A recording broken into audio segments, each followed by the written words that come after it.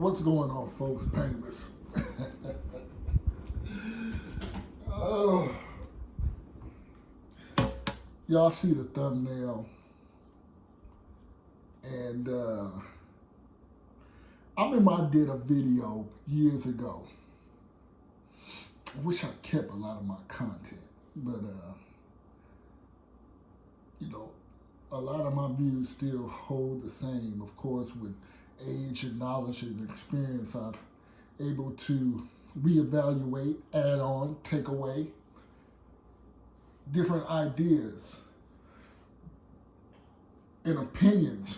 Even during those times I was, many of y'all have been with me since doing those videos. But I did a video called about I'm selective about the type of black men that I deal with, the type of brothers that I keep in my life. And again, you see the thumbnail. Now this is Freddie P from Making the Band. And I remember Diddy. I remember Diddy had these dudes looking for cheesecake, the best cheesecake. And I remember this dude, Freddie P, getting into a squabble with another dude. I forget his name, heavy-set, dark-skinned brother. And they were all young, talented. They had talent. What's my man name? Dylon. I wish they read it upstairs, It was a interesting show. And I think they went on to make a group and produce a record or whatever. But Diddy had them doing all type of stuff. He had them running on the, he had these dudes running on the treadmill, doing exercises, all kind of stuff. But he was, and this is what I'm going to get into. Because this brother, Freddie P, is a prime example of the type of black men, the type of men, rather. I'm talking about black men that I stay directly away from. These, what about me? Why I can't get put on? And when you put them on and you run them through a series of obstacles, requirements, prerequisites, and then they fucking still complain. And then when they don't make the cut, they do shit like this some 20 some odd years later. Talking about, and I've said about, to me, homicide, when you kill indiscriminately, like for instance, if I, in a fair fade, a fight, a squabble, a disagreement, and I whoop you, and what you do is to go and get a weapon of, you go to take my life. You go get a weapon to take my life. To me, that is very feminine. And for you manosphereites, very beta to me. Taking someone's life in this way, in this modern time, because you can't take an ass cutting, is bitch-made female shit. And Freddie P has all the ingredients of a bitch-made ass male individual. Picture perfect. Overly emotional. You didn't do this for me, you should, the type of shit and sitting here saying I'm so dope, never got a felony, I'll blow your top, all, these, like, come on, man, for real? It reminds me of a situation I had earlier this week. COVID has made a lot of people dabble in shit, and I've been through all the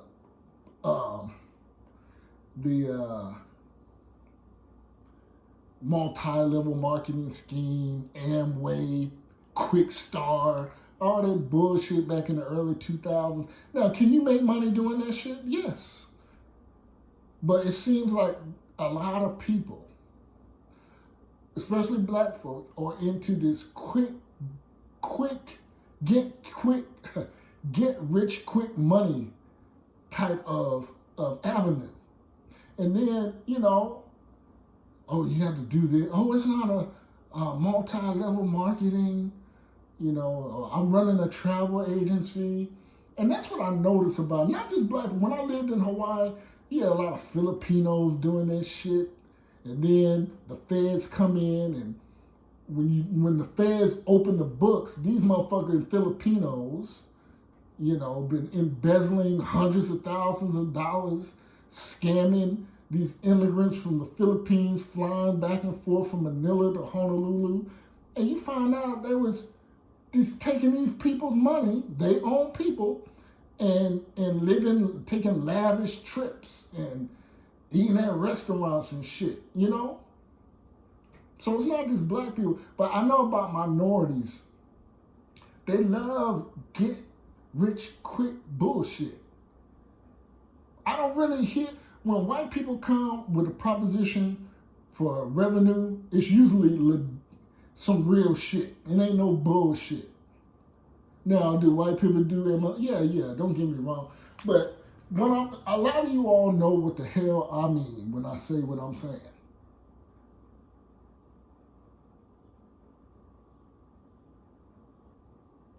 And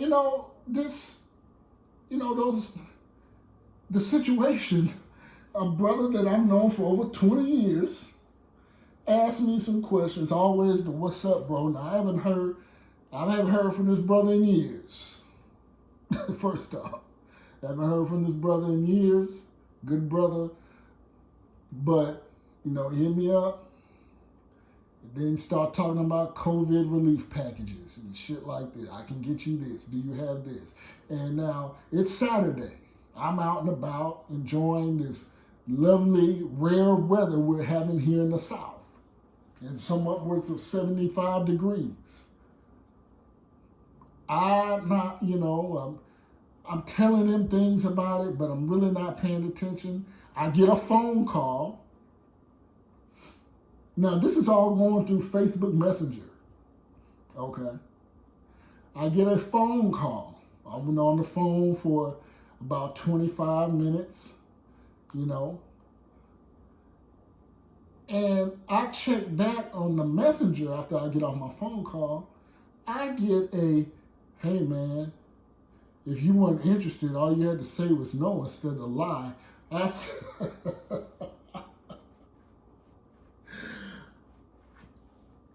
Now, keep in mind,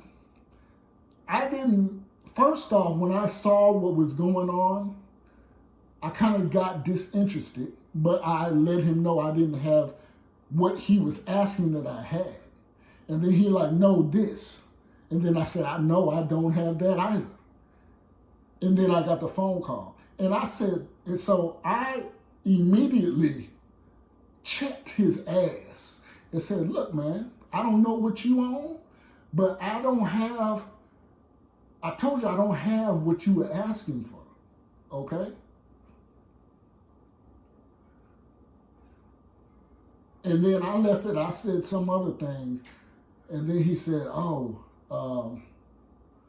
something to the effect that, maybe I wasn't asking for that, but for this. Maybe you misunderstood. I said, no, I'm good. See, when you do business and you're trying to get business, he had already fractured that relationship. First off, he wasn't one of my close guys. I just knew him, I have some things I could say. I'm not going to say those things, but he was cool. But then it got me to thinking, why the hell does he think he can say that? But then it made me, because I'm not that dude to be talked to I'm a cool guy. Everybody knows me painless as being a cool guy. I'm a stand-up guy everywhere I've been. So the only conclusion I could come up with, and he's not with the biz, and to even speak of that at our age, but he was never in with the business. Coming up, I was a squabbler, always in the mix, in the action, never left a man behind, usually the last man standing with a lot of dudes, and he was never one of those guys. So it got me to thinking, damn, what makes him think he can call me a liar and say that to me, and I'm nobody, but what? So then I said, well, ain't that? He know I ain't that. And then secondly, it got me thinking, well, maybe within this transaction, he felt that I was lying to him. And I said no, because I said very little, but direct. I said I didn't have what you needed. You asked for something else. I said I didn't have that, so it couldn't be that. And the third option, which is probably the most plausible one, is he's desperate for motherfucking money. And he got to talking about referrals and all this shit. And this is what I know. I'm not the only one who has gone through this. A lot of people are in binds, folks. A lot of people are desperate for money. They doing anything for money. They whipping out the old dial contact, the Rolodex, and looking for leads. And when they find a lead and the lead ain't hitting, they get mad and say bitch ass shit like, well, if you wasn't interested, you could have said those instead of lying. And I say, you know what, nigga, let me tell you, I said, whatever it is now, I'm good now. I ain't fucking with you like that on that. Now, you still, no love lost, but I'm not doing business with you because you demonstrate why I am hesitant or selective about the type of brothers I deal with. See, that to me is very feminine to me. Just like Freddie P. When you don't get your goddamn way, when you feel an emotion, you've been slighted, you get emotional and you say bitch shit. And you want to be in business. And that's not how you conduct business. It should have been like, oh, maybe he's doing something. Or he'll get back to me later. But when you're in desperation mode and you start dropping a lot of information and you want immediate reaction, that shows me you're in a bind. And I suspect that's why he said some of those unbecoming things, things that he, I'm not surprised that he would, let's put it this way, I'm not surprised he would say something like that, looking back in the time that, that I've known him, met him. It doesn't surprise me that he would say that. But still a good dude, though. He's a good guy. You got good guys, but these good guys have bitch tendencies. Not everybody's like you, okay? It's like gangs. Not everybody's a killer. Not everybody can sell dope. I say in a gang, you got 100 dudes, that's probably like 5, maybe 10 tops that are putting in all the work for that 100-man gang. Probably 10 or 7 to 10 dudes that's really putting in all the deadly work. Okay? But yeah, this is why I'm very selective about the brothers. Because I know a lot of men, a lot of black men have a hard time with rejection. And it goes hand in hand with this manosphere. When you look at these manosphere guys, to me, it's a bunch of guys. You look at Fresh and Fit. I would go so far, you look at Kevin Samuels. These dudes are guys that you can hear the fervor in their voices. You look at Tommy Sotomayor, which I don't believe, but he's a Manospherite. But just they just can't wait for their time to get in front of a woman and demean. And look, there's a way to demean or to make a woman feel like, hey, you done fucked up, without doing what these guys do. Now, this doesn't make them bad guys, but I know the origins of where their tactics and come from. It's more like these guys, they used to say this about us as, like myself, the Willie Pete's, the Captain Solos, the Doug Tishans, the Dan Freemans, the Mike Scorpions, they used to say this about us. These black women used to say this about, like, y'all the ones who really hurt, but we never did shit like this. We wasn't beating up on women on camera. We wasn't cutting women off. We wasn't, if a woman had a, I used, when I watch Kevin Samuels sometimes, when I did, a woman, this woman is making perfect fucking sense in this particular conversation, and he still finds a way, like, it's like one of those, he still finds something in error when she's making perfectly fucking 100% sense in this particular portion of conversation. And to me, so when you deal with an individual like that, there's no winning. So then when I know there's no winning, I know it's clout. I know it's disingenuous. It's not, they're not trying to bridge a gap. See, when we were doing that, all the guys that I named, we were actually trying to mend bridges between black men and black women. But now it's clout to do the shit and to just really denigrate black women just for it's only clout and likes. They're not trying to, the gender war, they want it to continue to go on. You know what I'm saying? But yeah, these guys with this Manospherite mentality, they're the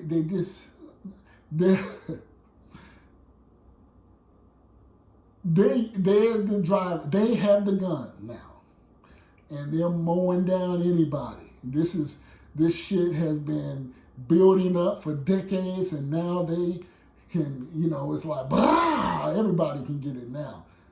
Oh shit! You remember Janetta? Remember Janetta?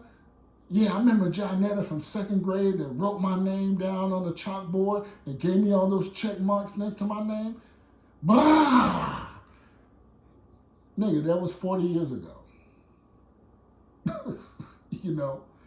That's what I hear from these Manosphere guys. And this dude, Freddie P, it comes from a place of hurt. And I know I hate that term, who hurt you, but these guys are really operating from a who hurt you. Now, not all the things that they say, but a good majority. And it so happens that a lot of black men operate like this. Can't take rejection. Very feminine. Where they get it from? Most of them probably been raised by, if not a single mother, a lot of women have influenced their lives. As men, we deal with rejection every day. And I equate killing somebody because you got your ass whooped as the ultimate form of rejection. I'm going to get you back. I'm going to end your life. I'm going to turn your box off. I'm going to delete you, all this. That's woman and feminine like. The ultimate, the killing a fly with a goddamn bazooka. When you get your ass whipped and you want to go put that man or that woman in the dirt, never to eat or sleep again. Well, you sleeping. Never to eat or have fun, be with their family again. That is really bitch-made shit. That is not gangster. That's not. That's emotional bullshit that a lot of black men come with. It's thirst. And I equate that with thirst. If you so easily to get, if you get your ass whooped and then you go get a pistol, that tells me how those are the type of guys that like real heavy on Instagram photos and Facebook heart. Those are the type of dudes. Those are the type of dudes with the slick ass Facebook posts. Those are the dudes that will kill you emotionally. They so happen to be some of the most thirsty ass dudes too. I see it all the time. Brothers acting weird. These are the brothers that are just boopity bopping around with no music on, but just want to be seen. Very prima donna-ish, need to be seen, which is another feminine trait. Need to be acknowledged. Flashiness. Over the top apparel. That's woman shit. That's bitch and beta shit. So this dude, Freddie P, he exemplifies all that. And I have no qualm crying on camera, talking about, I don't know if I'm going to do this, which is another bitch ass beta feminine trait. You know, just, you know, inconsistent. What's the word when you know, just can't make a decision. Can't stand on a decision. Inconsistent.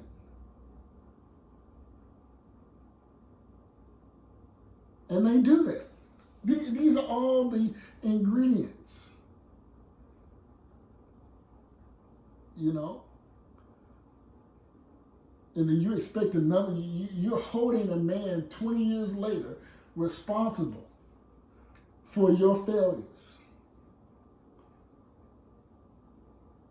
So you know, like I said, this is why I'm selective. Because of shit like this. Painless out.